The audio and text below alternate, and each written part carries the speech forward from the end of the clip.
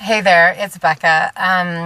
This might seem like a really weird place for me to be doing a video, but just circumstances. I'm in my vehicle right now, and I was just kind of inspired. So I'm at the back of the studio. There's a yoga class going on, and I just felt like I needed some privacy with you to have a conversation that, I don't know, maybe needs to be had with each other.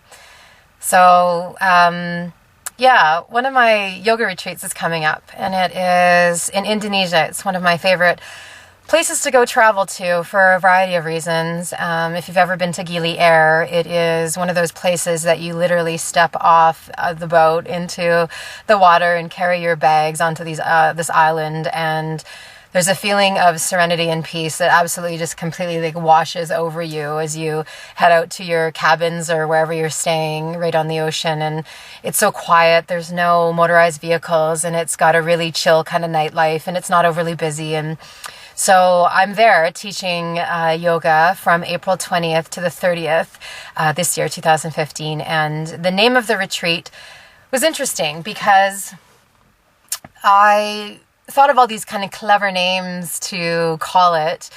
And yet one of the biggest things that I've been working through, well, I would say for a very long time, but definitely in the last year or two, is overcoming fear. And so I just taught one of my workshops in December, which is called Fuck Your Fears. And it went over really well. It's about inversions and arm balances. Now this retreat is not about inversions and arm balances, but it is about overcoming our fears. And so the title of it is called 1, 2, 3, Jump. And the quote that really inspired that for me is one that I've loved for a very long time, and I see it all the time on Facebook and different social networks, and it is, leap and the net will appear. And that's sort of been the motto of my life. Truthfully, I've had moments where I've been so gripped by fear that I refuse to do anything. And I don't know about you, but I've actually felt frozen in my life before, to the point where it's like seemingly easy tasks in life are extremely challenging for me. Grocery shopping, having a to-do list of going to the bank and mailing, and even just the simple task of preparing a meal for myself has been really overwhelming. And I'm not sure what rises up in me, but it's like the fear of just living gets so great at times.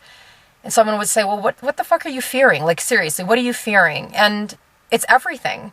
It's like the fear of success. It's the fear of failure. It's the fear of not being enough. It's the fear of being too much. It's the fear of people liking you. It's the fear of turning people away when they want to get together with you, and then all of a sudden feeling like you don't want to get together with them. It's the fear of having all these labels put on me that necessarily I don't want on me. It's the fear of being me and not being able to be me, if that even makes any sense. It's the fear of being in a box. It's the fear of having too much freedom. And so all of these things at one time or another, maybe you could possibly relate to. But recently, I have finally said to myself, fuck it. Like, absolutely fuck it. The fear is so not a reality. It's a manifestation of our own minds. It's this concept that we've developed because of our pre-programming from when we're younger. What are you supposed to fear? What is supposed to not work for you? Who are you supposed to be? Oh, but if you think outside of that box, or if you have any differing ideas from the way the world works, you are considered a weirdo. You are considered someone who should be fearful because it's probably not going to work out. And that's what I've been living in. And maybe some of it's just from my own understanding of who I was supposed to be, not necessarily someone telling me that. But here we are, together. And so part of this is when we go to Indonesia together, it's a support system. Yeah, there's a beach. Yeah, there's ocean. Yeah, there's going to be phenomenal yoga, but there's also going to be you there. And there's going to be me there. And so I want to hold your hand. I want to take all of the pressure off of you and not put it on myself, but help carry you the same way that I've been carried at times by many amazing people in my life. I want Gili Air to sweep you off your feet. I want to hold your hand and look over that cliff and know that there are so many untapped, amazing potentials that are waiting for you and me, but we need to have support. We need to know that we can do this together. And so we'll hold hands and we'll sort of peek over that little cliff that's, looking at us and saying, you can't jump, you can't do it. And so the cliff is only 2 feet up off the ground. Is that a cliff? Probably not. That's more like a little hill. But maybe it's 50 feet. Maybe it's 100 feet. Maybe for me it seems like it's 2 feet, and for you it seems like it's 100 feet. It doesn't matter. Either way, we'll do it together.